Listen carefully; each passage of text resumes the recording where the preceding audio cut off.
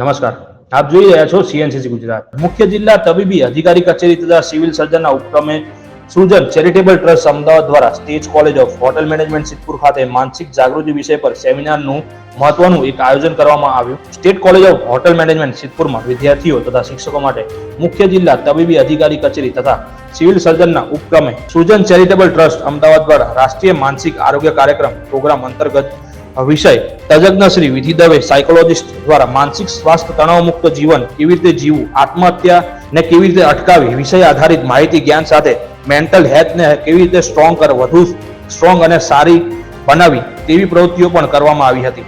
આ કાર્યક્રમમાં કોલેજના શિક્ષકો તથા પ્રિન્સિપાલ શ્રી હાજર રહેલ.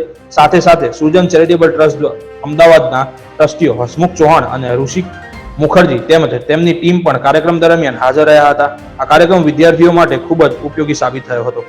રિપોર્ટર ધ્રુવ કુમાર દવે, સિદ્ધપુર.